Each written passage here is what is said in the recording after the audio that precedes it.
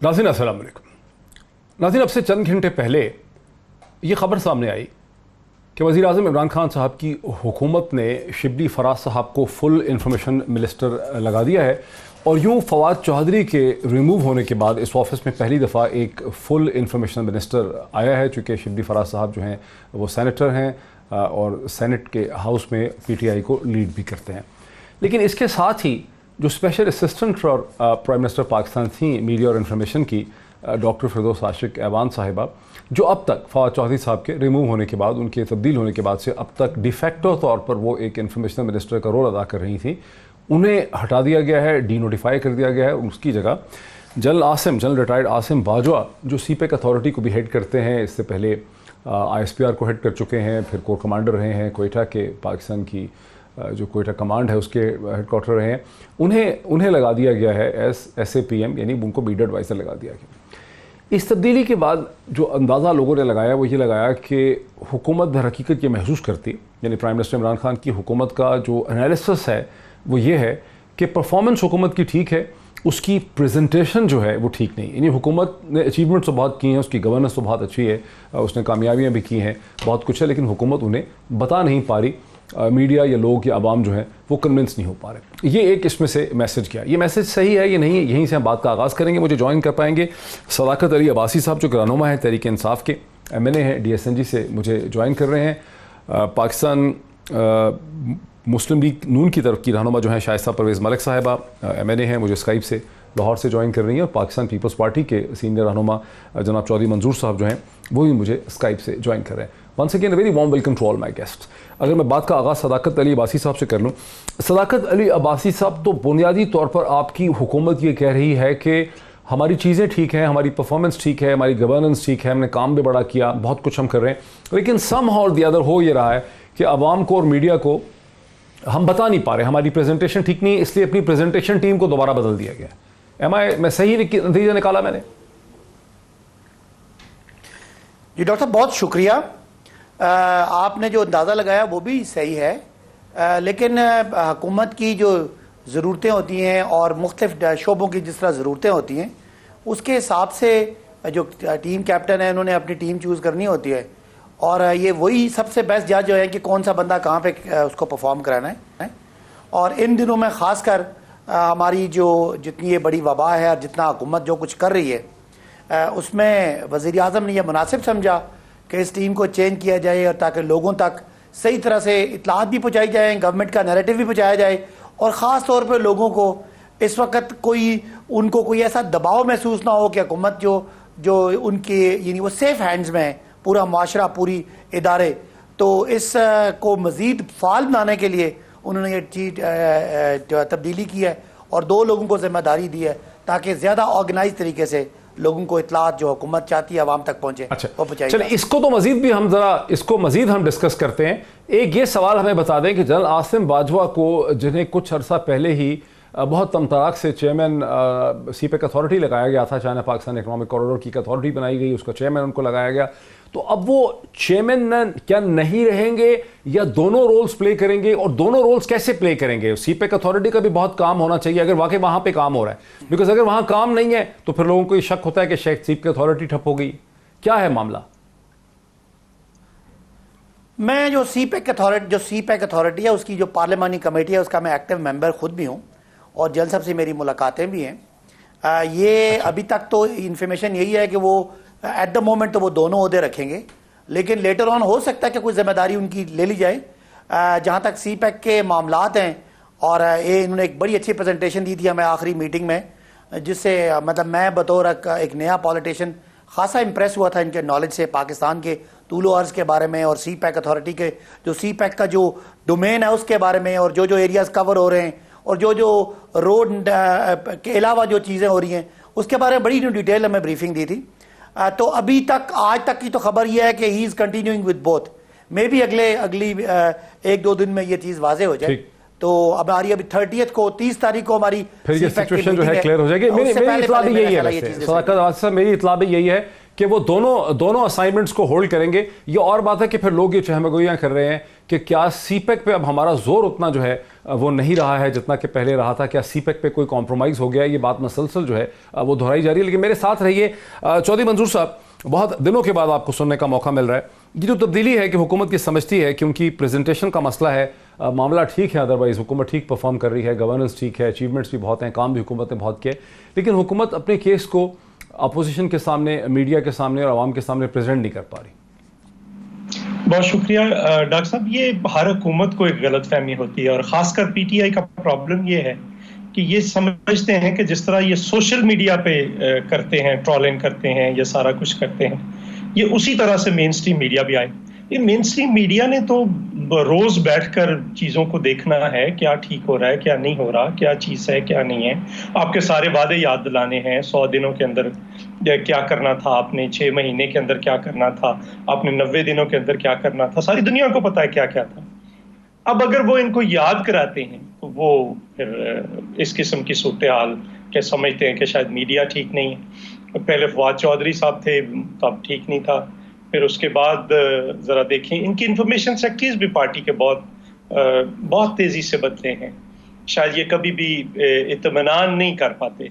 मेरा ख्याल है कि अभी इसमें भी कई प्रॉब्लम्स हैं। क्या रिलेशन होगा आसम बाजवा साहब का, इन्होंने तारीफ तो सिर्फ उनकी की है, अपने कुलीग जो शिबली फराज हैं जो इनके फुल फेडरल मिनिस्टर होंगे उनके बारे में शायद ज़्यादा नहीं कहा इन्होंने।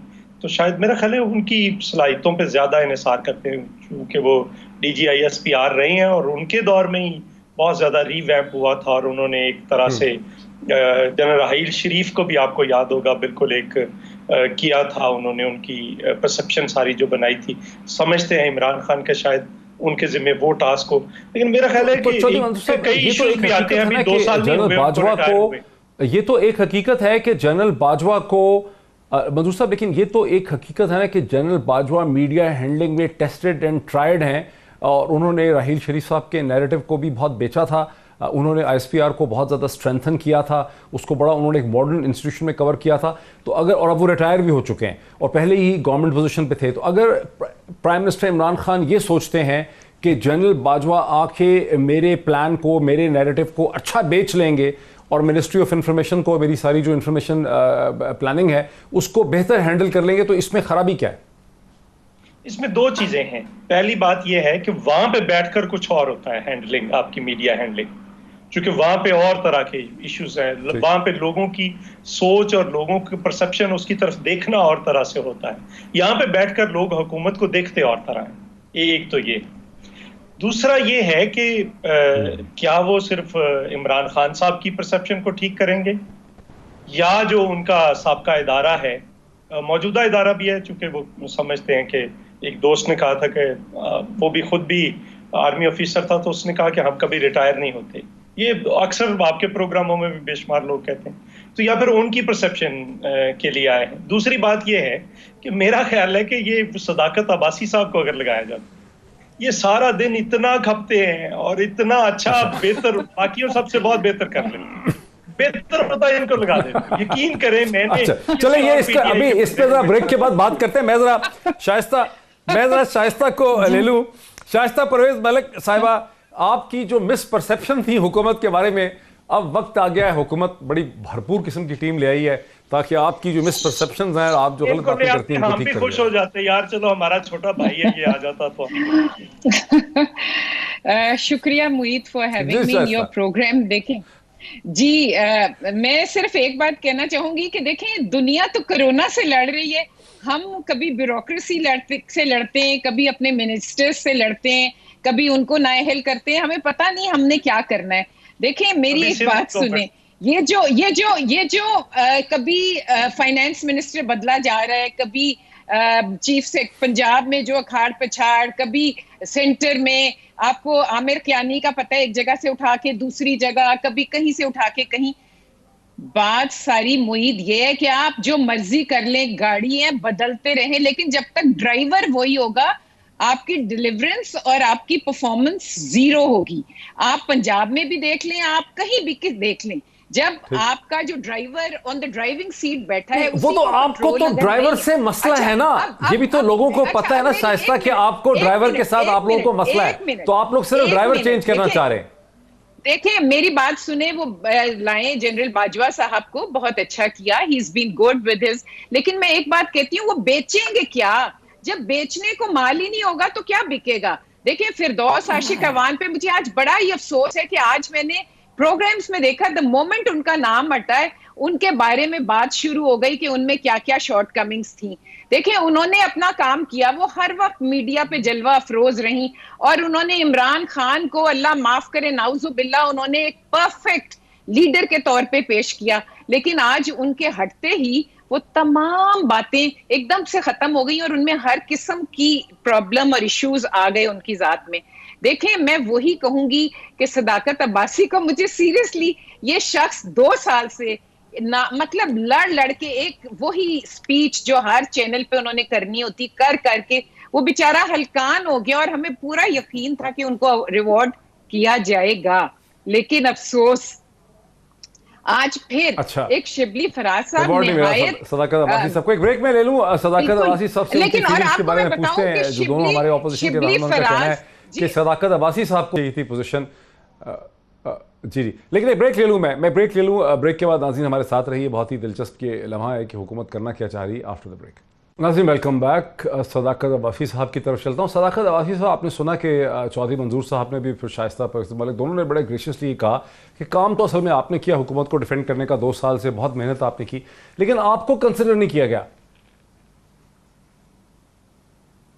मैं डॉक्टर साहब, इन दोनों मेरे पॉलिटिकल दोस्त हैं और अपनी अपनी पार्टियों के पॉलिटिकल अहम लोग हैं, इनका शुक्रिया, इन्होंने मेरी ज़ात के बारे में अप्रिसिएशन की, लेकिन हम समझते हैं कि जो एक शख्स जो इस मुल्क का वज़ीर आज़म है और एक पार्टी को 24 साल से जिन्होंने बनाया, और हमें भी तकरीबन पिछले 15-16 साल से बड़ा क्लोज उनका इंटरेक्शन है, तो हम तो उनकी टीम के खिलाड़ी हैं, हमें जहाँ वो खिलाएंगे हम बड़े खुश हैं। एंड ही हैज़ उनका ये हक है, उनका ये राइट है कि वो किसको कहाँ खिलाते हैं। मैं बड़ा खुश हूँ इनके रिमार्क से भी, और मैं बहुत खुशी से अपनी पार्टी की खिदमत कर रहा हूँ, और जब वो मुनासिब समझेंगे कोई जिम्मेदारी दे देंगे। लेकिन करने की बात यह है कि शायद चौधरी मंजूर साहब ने कहा कि मैंने, इसकी क्या वजह है कि आपकी सारी पार्टी जो है खेलने की टर्म में, क्रिकेट की टर्म में ही गवर्नमेंट को मंसूब करती है, यानी हुकूमत का जो सीरियस काम है, इंतहाई संजीदा किस्म का, उसको मसलसल क्रिकेट की गेम के साथ क्यों आप लोग तशबीह देते हैं, खेलना खिलाना?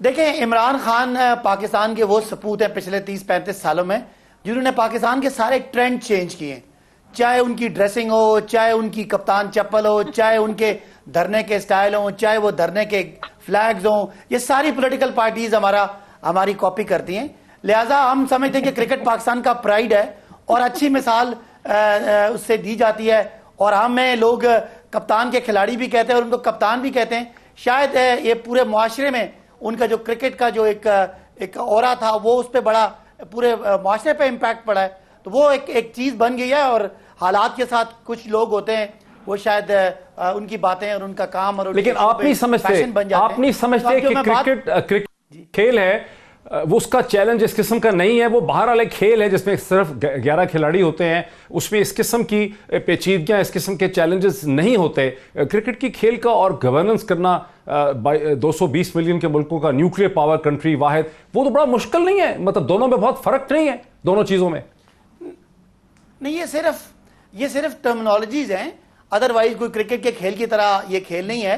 क्रिकेट का खेल है जो पाकिस्तानियों के लिए बड़ा प्राइड है, और इमरान खान क्रिकेट के खेल ने हमें इमरान खान जैसा हीरा दिया इस मुल्क को, जिन्होंने सोशल वर्क किया, एक स्टेटस को के मुकाबले में आके 2 पॉलिटिकल पार्टीज बड़ी एंट्रेंच थी, उनका वो स्टेटस को तोड़ा और आज पाकिस्तान को तब्दीली की तरफ लेके जा रहे हैं, और पाकिस्तान बदल रहा है और बदल चुका है, तो उस लिहाज से है। लेकिन बाकी क्रिकेट भी कोई बुरी एग्जाम्पल नहीं है। यहाँ अगर फील्ड की बात करें तो जरदारी साहब का भी एक फील्ड था, अच्छा। वो इतना मशहूर नहीं था। नवाज शरीफ साहब भी लोहे के कारोबार से वाबस्ता थे, लेकिन इमरान खान जो है वो स्टार के तौर पे आए और पूरी दुनिया में आज वो स्टार के तौर पे जाने जाते हैं। शायद हम इसमें फख्र महसूस करते हैं, इसको कहने में और ना कहने में कोई फर्क नहीं पड़ता।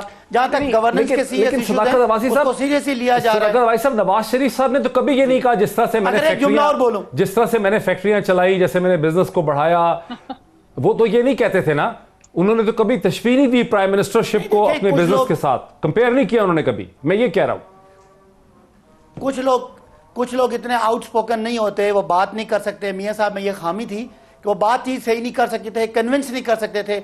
इमरान खान जरा डोमिनेटिंग पर्सनैलिटी है और वो क्रिकेट की इस्तेलाह इस्तेमाल करते हैं, लेकिन आप उनके सोशल वर्क को देखें, एक पॉलिटिकल पार्टी को देखें, किस तरह उन्हें जद्दोजहद की 24 साल, और आज वो उसको उस मकाम पे ले आए कि सारे शोबे उनके नीचे हैं। तो ये तो बहुत बड़ी बात है कि एक स्टार आया और उठा, और कोई बैकग्राउंड नहीं है, कोई पैसा बहुत बड़ा नहीं है, लेकिन पाकिस्तान के लोगों को पसंद आया कि आज पाकिस्तान के लोगों ने एक क्रिकेट स्टार को पाकिस्तान की तकदीर उनके हाथ में दे दी। और दुनिया में जिस तरह इमरान खान को मुस्लिम वर्ल्ड में जिस तरह अप्रिशिएट किया जा रहा है, जिस तरह वेस्ट में अप्रिशिएट किया जा रहा है, शायद ये जो सलाहियतें थी वो पाकिस्तान के दूसरे लीडरों में नहीं थी। वो आउटस्पोकन नहीं थे, वो अपनी बात कन्विंस नहीं कर सकते थे, शायद इतना ज्यादा इंप्रेसिव। अब ये बड़ा सख्त इल्जाम है क्या ये सारी बातें बहरहाल ये ठीक, आप ये तो थे आपका बयानिया है ना कि वो आउटस्पोकन नहीं थे।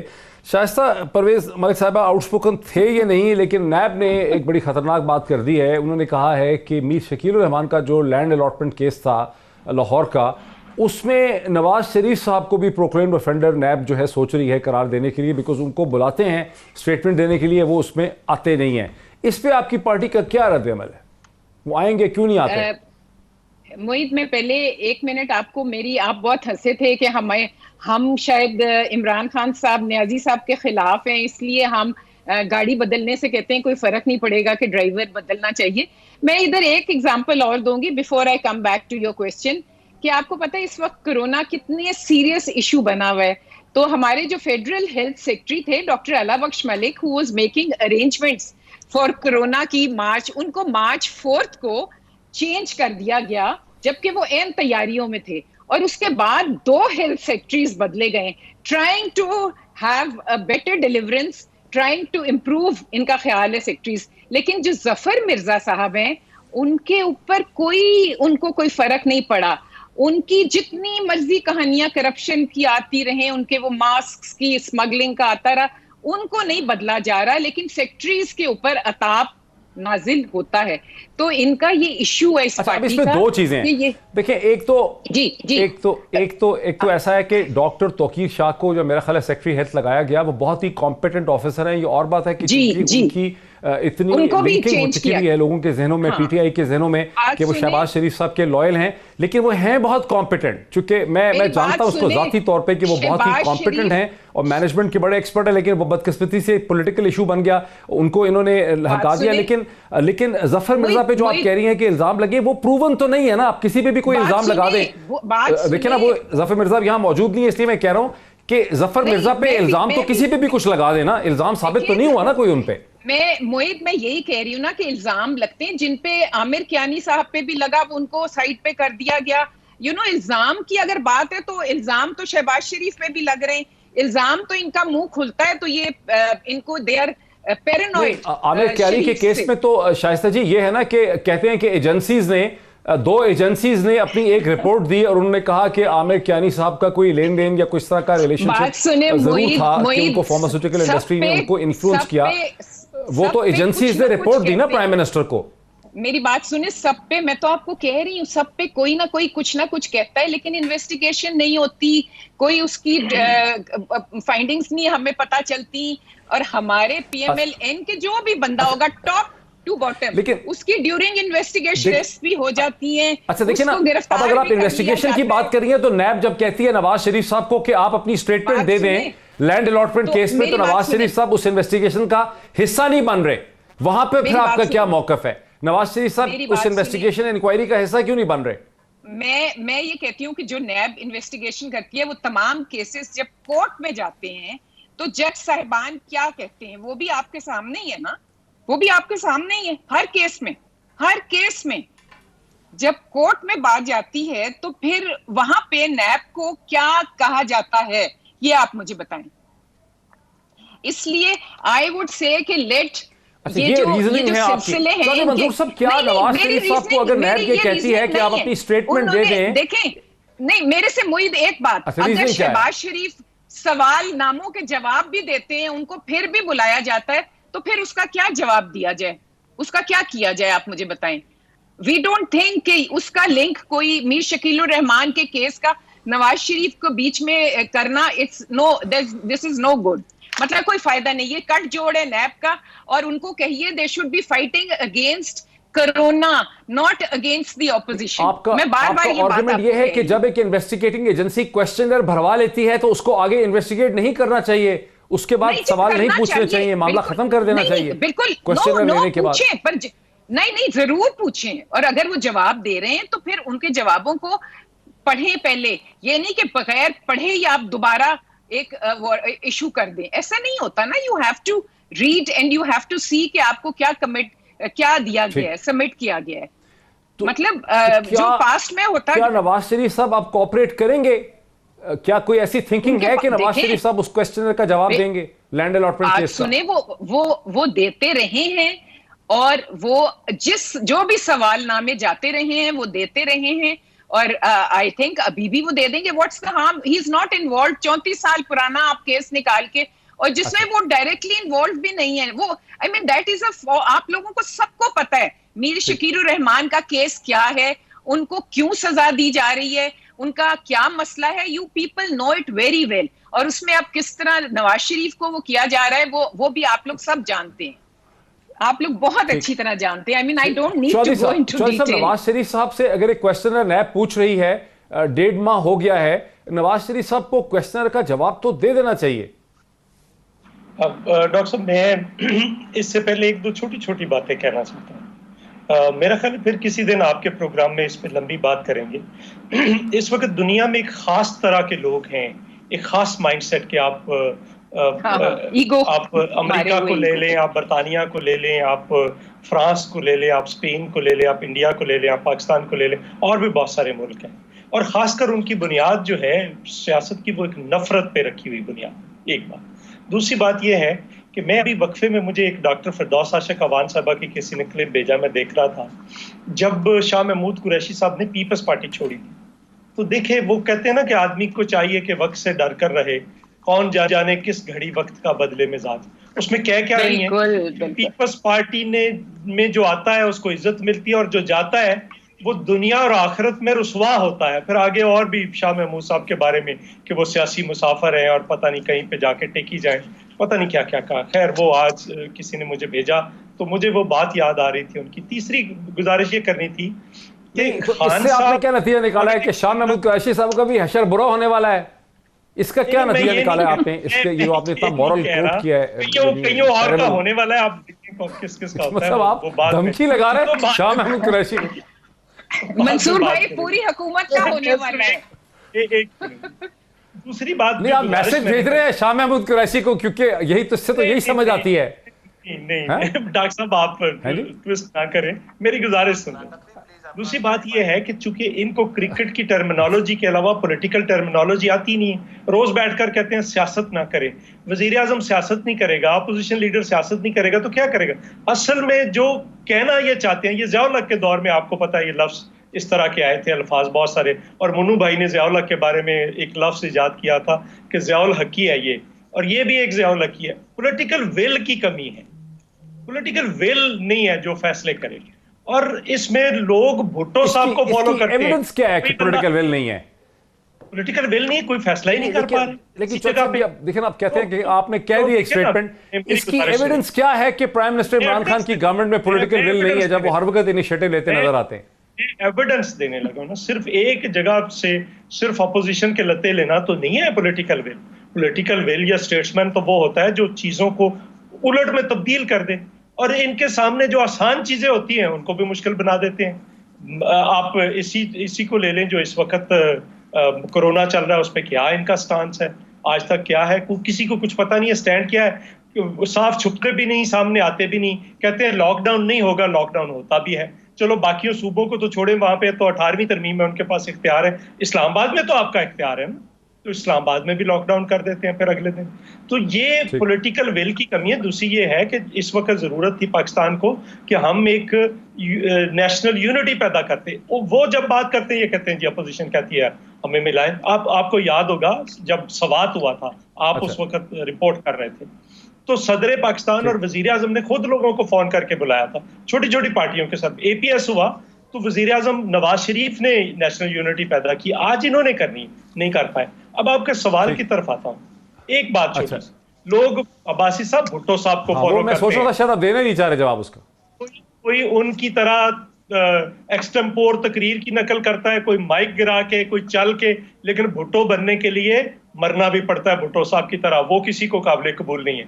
अब नवाज शरीफ साहब को दे देना चाहिए, इसमें कौन सी ऐसी बात है, वो दे देंगे जवाब। लेकिन दूसरी तरफ ये भी है कि हमें ये भी पूछना है कि बाकी जगहों पे कौन से जवाब आ रहे हैं। मसलन डॉक्टर जफर मिर्जा साहब की मजाल है, डॉक्टर जफर एक मिनट, डॉक्टर जफर मिर्जा साहब की मजाल है कि 2 करोड़ मास्क एक्सपोर्ट कर दें, उसमें एक्सपोर्ट मिनिस्ट्री बैठी है, बाकी लोग हैं। उसकी 2 हफ्तों में इंक्वायरी होनी थी, वो क्यों नहीं हुई? किधर है वो इंक्वायरी? 2 हफ्ते तो गए हुए, काफी देर होगी। ये रिपोर्ट आनी थी 25 को, किधर है? मालम जब्बा किधर है? बाकी BRT किधर है? ये पिछले 7 साल से चल रहा है। अब्बासी साहब से जरा ब्रेक से पहले ले लेना, जवाब बड़ा गलत हो जाएगा। हुकूमत को जवाब देने का मौका होना चाहिए। सदाकत अब्बासी साहब, जो 25 को रिपोर्ट आनी थी उसका क्या हुआ, और जफर मिर्जा के बारे में जो इंक्वायरी थी उसका क्या हुआ? सदाकत अब्बासी साहब। जी डॉक्टर साहब, मुझे इन दोनों की तारीफ करने दें, और मुझे यकीन माने बड़ी खुशी होती है जब ये हमारी हुकूमत पे करप्शन के जब ये इल्ज़ाम लगाते हैं और करप्शन के मुतालबे करते हैं, तो मुझे पाकिस्तानी होने की हैसियत में खुशी होती है कि एक बयानिया हमने लिया था, आज वो इनका भी बयानिया बन गया। वरना ये तो कहते थे कि मियाँ साहब के बारे में कि वो खाता है तो क्या हुआ, लगाता भी तो है। हमजा शहबाज कहते थे कि बच्चों करप्शन होती रहती है, इसको छोड़े, मुल्क चलने दें। तो मैं इन दोनों के जितने मुतालबात हैं, चाहे वो BRT के बारे में, चाहे वो मालम जब्बा के बारे में, चाहे ये मास्क के बारे में, सुन लेना सर, मास्क के बारे में, तो ये इनका हक बनता है, इनका हक बनता है ये हमसे मांगे, हमसे पूछें, और हमारा जवाब देना फर्ज बनता है। हमें अगर कोई मेरा वजीर पकड़ा जाएगा, चाहे चीनी में चाहे आटा में, यकीन माने मैं कभी ना JIT पे एतराज लगाऊंगा, ना नैब पे लगाऊंगा, ना जज पे लगाऊंगा। मैं उस वजीर को कहूंगा कि भाई जाओ अपने आप को क्लियर करो। मुस्लिम लीग नून वाले बड़ी अच्छी बातें शास्त्री साहबा कर रही होती हैं, लेकिन जो इन नैब की बात आती है एकदम आउट ऑफ लॉजिक चली जाती हैं। इनको एकदम से सब कुछ अंधेरा नजर आता है। तो बहरहाल मैं समझता हूं कि हिम्मत करें, जरूर आवाज उठाएं, लेकिन खुदारा आपको भी पता है, पूरी कौम को पता है कि किस तरह इस मुल्क को लूटा गया। और उसके बाद चौधरी साहब जो है वो, उनको बड़ी जाहिर है पार्टी के वफादार हैं, पीपल्स पार्टी के, उनको जो दुख है मुझे पता है शाह महमूद साहब के जाने का, शाह महमूद साहब के जाने का, फिरदौस आशिक के जाने का जो दुख है वो ठीक है, इजहार कर रहे हैं, और मुझे इनके लहजे से वो दुख भी नजर आ रहा है। लेकिन बहरहाल एक वक्त था जब भुट्टो साहब थे वो शहीद हो गए, उसके बाद आगे आपने जो क्यादत दी उसका हाल ये हुआ कि आज थोड़े चौधरी मंजूर रह गए, बाकी सारे कोई नून में, कोई काफ में, कोई पीपल्स PTI में चले गए। तो बहरहाल आपके दुख का मुझे एहसास है।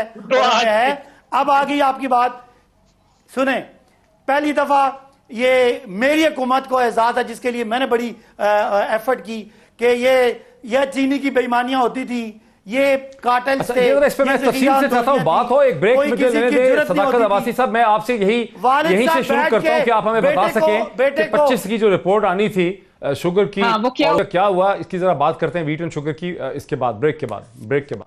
नाज़रीन, वेलकम बैक। थोड़ा सा मैं शाइस्ता मलिक साहबा की तरफ चलूं कि शाइस्ता मलिक साहब, आप अपनी बात मुकम्मल कर लें जो आप पहले करनी थी, क्योंकि आपका वक्त कट गया था।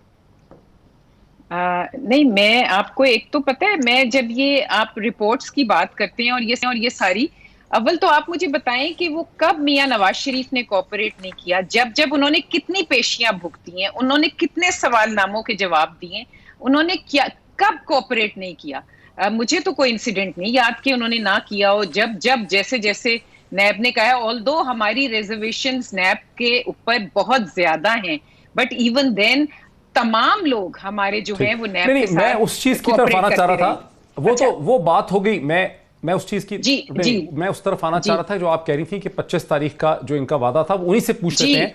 सदाकत अली अब्बासी साहब, वो जो बेसिकली तौर पर कह रहे हैं कि वो जो आपका वादा था, वो जो मुझे एक दो बातें और पूछते हैं, एक दो बात और पूछते हैं कि ये क्या जिस तरह ये इसी तरह नैब के पास आपने इनको दे दिया, मुझे एक मिनट, ये क्या इसी तरह नैब के पास लेकर जाएंगे जिस तरह अलीम खान को क्लियर किया, जिस तरह बाबर एवान को क्लियर किया, जिस तरह से परवेज खटक क्लियर हुए, मतलब ये उसी तरह से क्या जहांगीर तरीन, खुसरो बख्तियार और जो मोनिस इलाही, उनको उसी तरह से क्लियर किया जाएगा नैब में इनके केसेस ले जाके? हमें तो नैब पे भी भरोसा नहीं है। पहले कुछ साबित तो अब वो है नहीं इधर, कुछ पहले कुछ साबित तो हो। सदाकत अली अब्बासी साहब, बुनियादी तौर पे क्या हुआ तेरा वादा? नहीं, सदाकत अली अब्बासी साहब, ये जो प्रॉमिस था 25 तारीख का, क्या हुआ? क्या वजह है कि आपकी हुकूमत अपना वादा पूरा नहीं कर सकी? अच्छा डॉक्टर साहब, आपकी बात से पहले जो शाइस्ता साहब ने बात की, खुदा इतना जुल्म ना करें कि आपको इदारे आपकी मर्जी का हिसाब दें। हम तो चाहे, मैंने बताया कि हमारे अलीम खान अरेस्ट हुए, हमने ना इदारे के कुछ कहा, ना जज के बारे में कुछ कहा, ना किसी अफसर के बारे में कुछ कहा। नहीं सुने ना आप, अदर सुन लें। तो ये कोई तरीका नहीं है कि नवाज शरीफ साहब करप्शन करें अरबों की, उनके असासे पकड़े जाएं, वो कोई एक सबूत ना दें, वो कतरी खात पकड़ा दें। सुन लेना आप मेरी बात सुन लें, मैंने आपकी सुनी है। वो कतरी खात पकड़ा दें, वो उसके बाद अपने जितने उनके एसेट बियॉन्ड मीन्स हैं किसी का कोई सबूत ना दे सकें, वो जो ट्रस्ट डीड जो उसकी डीड दें वो कैलिबरी फॉन्ट में हो, उसके बाद आप कहें कि आपकी मर्जी का इंसाफ मिले।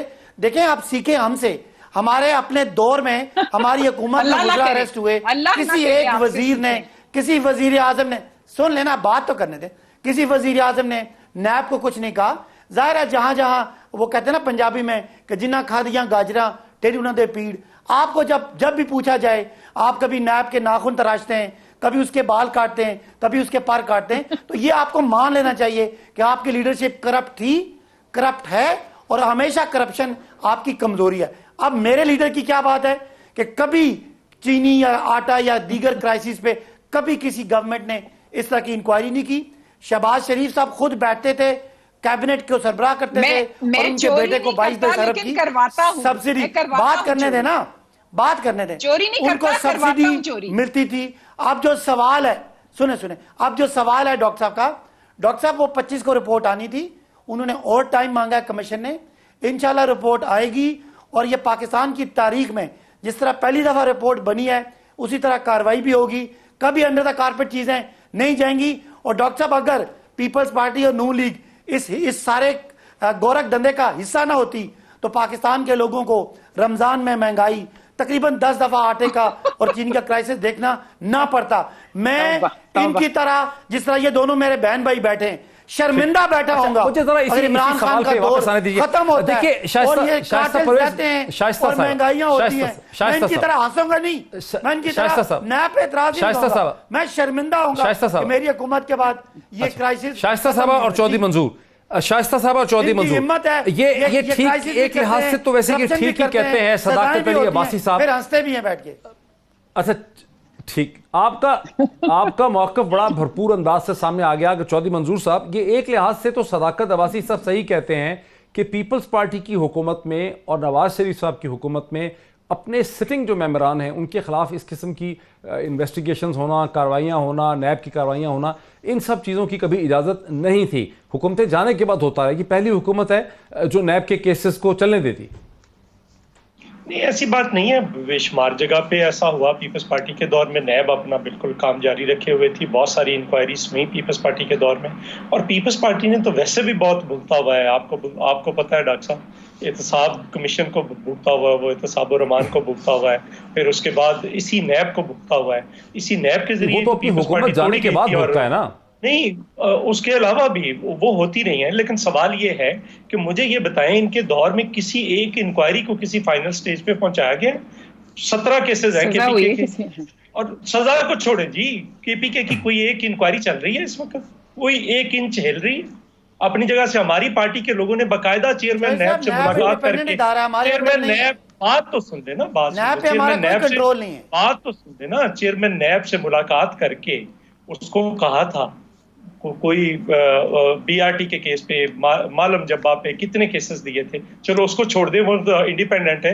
दवाइयों के केस पे तो एफआईआई इंक्वायरी कर रही थी ये मास्क वाले केस से तो FIA कर रही है। क्या हुआ आज तक? कुछ हुआ? कुछ नहीं हुआ।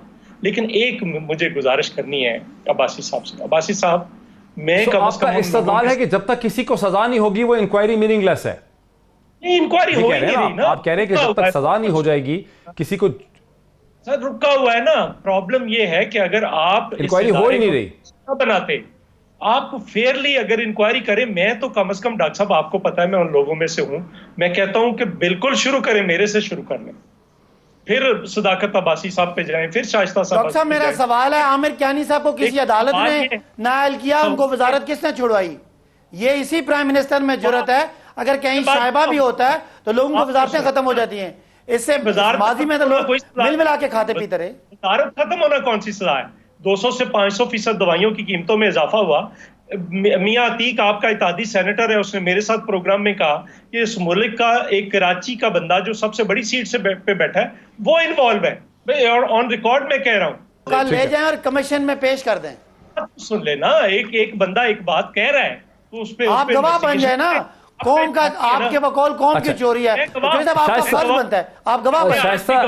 जो इस्तदलाल है, मैं शाइस्ता जी, मेरा ये शाइस्ता जी, जो ट्रेंड इमरान खान की हुकूमत ने एस्टैब्लिश किया है इंक्वायरियां करवाने का, रिपोर्ट्स पब्लिश करने का, आप समझती हैं कि अब अगर PMLN की हुकूमत आएगी तो ये ट्रेंड जो है ये जारी रहेगा?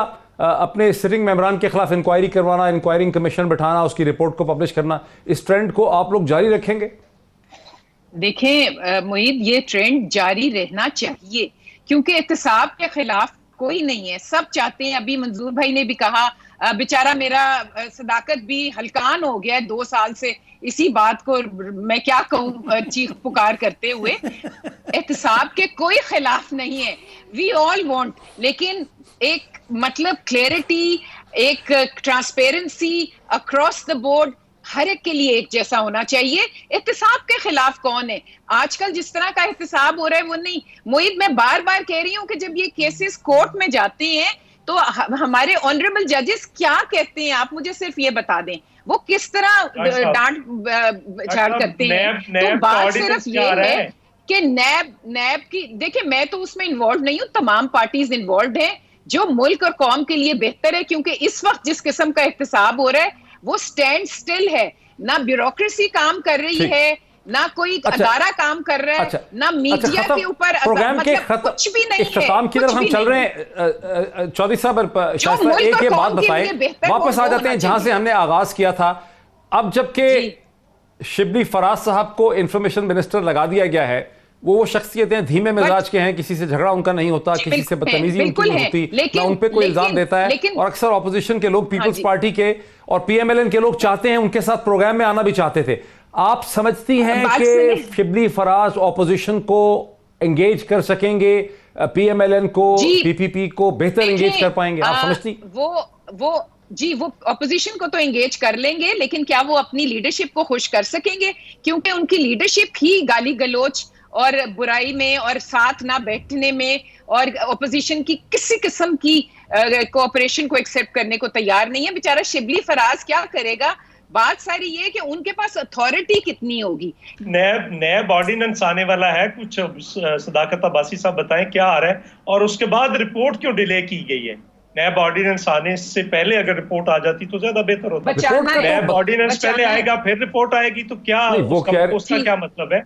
एक दूसरी गुजारिश ये है, वो जवाब तो वैसे इसका दे चुके हैं। क्या डर है मुझे जो डर है कि शिबली फराज साहब बेचारे क्या शहबाज गिल बन पाएंगे? अगर बन पाए तो रहेंगे, वरना तब्दील कर दिए जाएंगे। अगर मुझे इजाजत हो तो मैं एक कोर्ट सदाकत अब्बासी साहब की सितम ज़रीफ़ी है कि इनको सबसे ज्यादा एतराज पीपल्स पार्टी वालों को फरदौस आशिक अवान पे था। आज भी ये खुश नहीं है, आज भी इनको कोई चैन अच्छा, वक्त हमारा बिल्कुल खत्म हो गया, वक्त हमारा बिल्कुल खत्म हो गया। हमारे तमाम पार्टिसिपेंट्स का बहुत शुक्रिया। नाज़रीन, बुनियादी तौर पर आज हुकूमत ने अपनी इंफॉर्मेशन में बहुत बड़ी तब्दीली की है, एक नई टीम लाई गई है। अब देखते हैं कि नई टीम जो है वो किस तरह से ऑपोजिशन को, मीडिया को और आवाम को एंगेज कर पाएगी, ये देखना पड़ेगा। कल फिर आपसे मुलाकात होती है। बहुत शुक्रिया।